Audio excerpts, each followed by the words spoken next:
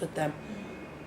I'd love my job and also this project to grow in spirit, grow financially, and grow in number of people that we help. Okay, this is a HIV clinic. Everybody that attend here, they know that it's an HIV clinic, but they are all referred by doctors, private doctors. They are referred by all clinicians or day hospitals. They all refer them, but they are only referred to us when they've got a CD4 count below 200. When I was heard that I'm HIV positive, first I feel so shame, but I have to accept that because it won't change anymore. I have to accept that I'm HIV positive. There's no other way, so that I can survive for a long time. Okay, fana nalethetayo.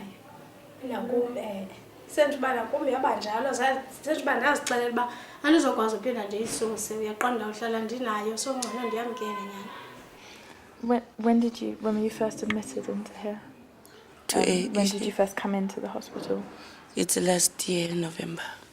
Yes. And you've improved a lot since then. You said Lot. that. Yeah. Lot. But now I'm in the ARV now. I'm drinking the ARV now. That's why it's making me strong. Could you describe to us how you felt when you came in here? That time I'm coming, I was so very weak. I can't walk, make nothing, eat. No, I can't eat nothing. And if I drink the water, I can't drink the water. I make like this. It's so all the time. But now I'm eating. I make everything. It's very positive. It shows you're getting well now. I'm getting well now. You're able to eat and drink. Yeah. Mara, I want to ask you one thing. Why, if I'm HIV, my parents don't like me? Your parents don't like you? My family, Why? I don't know. In the organisations we visited in Slough and Cape Town, great emphasis has been placed on increasing awareness, developing health education and supporting clients in building self-esteem and responsible personal relationships. There is overwhelming evidence that targeted developments in education through schools and community organisations have resulted in increased levels of tolerance and reduced the incidence of discrimination towards those infected by the virus. It doesn't really affect my everyday living. I don't really think about it much. You don't have to? I have no reminder that I have it. I go for my routine blood test to check my cell count and virus load or whatever. But that's the only reminder I get.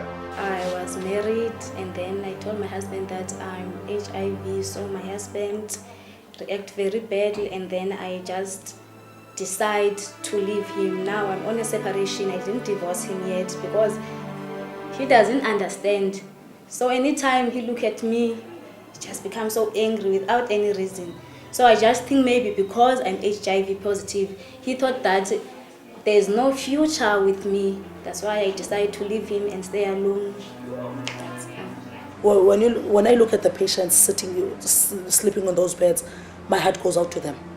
You know, I even forget that I'm positive sometimes. I forget. It just goes back. And when I'm at home and watching my kids laugh and talking some stupid things, and then that's when I realize maybe at the age of 20 I won't be around to see my child graduate. I won't be around to see my child go to circumcision school. You know, and that on its own, it's killing you. But you just forget. You just forget. You know, for a couple of years I was an alcoholic. I wanted to drink. I wanted to just forget. You know, just the pain to go away. But I realized no, the pain is not going away. It's always there.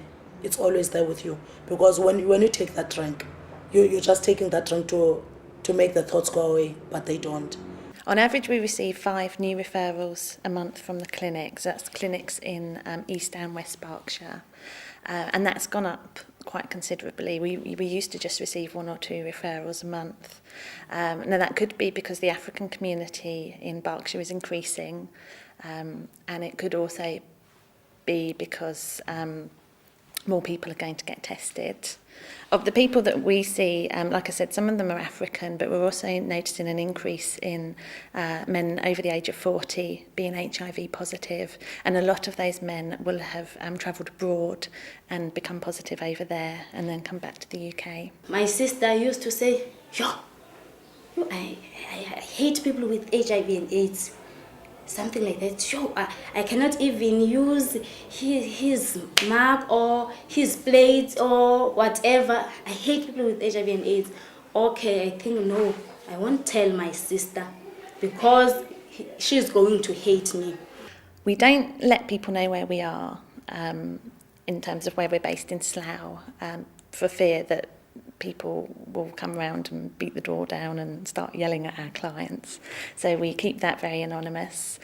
We would love to be able to advertise in the local paper and in magazines, but unfortunately we don't have the budget to do that. So the clinics obviously know where we are and how to refer people, but in terms of letting the local community know, we're probably not as good at that as we should be because we don't have the funds. But what I am going to do, because I want my sister to know that I'm HIV positive. Okay, one day we were watching the TV and then there were people there talking about HIV and AIDS. And then I asked, what will think my sister what will you do if you are HIV positive? Say, I cannot become HIV positive. I cannot because I'm not going around. I'm not going around. I've got only one boyfriend. I say, okay. What if I'm HIV positive? She said, I say, what if I'm HIV positive? I'm married. What if I'm getting affected with HIV and AIDS? You are not going affected because you're not going around, but you don't know about your boyfriend, what he's doing when you are not nearby. So what about me if I'm going to get affected? See? I'm asking you have to answer me. Maybe one day I'll be affected. I was already know that I'm HIV positive. She said, I will love you. Oh, you will love me. It isn't something that comes up in conversation. If you meet somebody, it's not something that they would naturally ask, I don't think. Or not to my experience. You know, it's not something if you meet a group of people, they'll think, or you'll ever come up in conversation, are you HIV positive? Whereas in a place like Africa, South Africa particularly, southern part, you'll get a situation where because the disease is at that level, it will become more of an issue for those people. So that is one of the big differences between, say, this area and some areas of the world, I mean, wherever they are, that the disease is at an epidemic level. It's just really, the biggest thing that I've found, I mean, I've lived with the disease for a long time, is the fact that it's just basically a surprise to people. And I think as much to say that you maybe don't look ill, it's also the fact that they just don't expect somebody to be positive. It's something that's very detached and very, very remote. So that's probably the biggest implication really, is surprise. I mean, some people may be a little bit funny, they may be a little bit uncomfortable about it, but more it's the fact that it's just surprise. They just wouldn't have thought of that. Some of these patients, they come from a background where you'll find out there's not even one person to look after them. They're not getting grants. There's no one, there's no food. Some of them, they are young. Maybe you've seen in our hospice, we've got young people there, they've been chunked out of their homes because of the embarrassment of this HIV virus. People, they've got this mentality that when you're HIV, you must be skinny, you must be really sick, and they associate HIV with death. That mentality on its own, it needs to change. The traditional image of HIV leading to a rapid deterioration in health is a stark contrast to the reality. The use of ARVs and a healthy, positive lifestyle has meant that many sufferers can live a normal life for decades after contracting the disease. When we go to these clinics and walk around, as you see, I'm fit. So that's why I'm saying the mentality, it starts from your mind. That mentality on its own, when you stand there and say, well, I'm also HIV positive. Someone will say, no, you're just making money out of this virus, of which I'm not. I know exactly how it feels.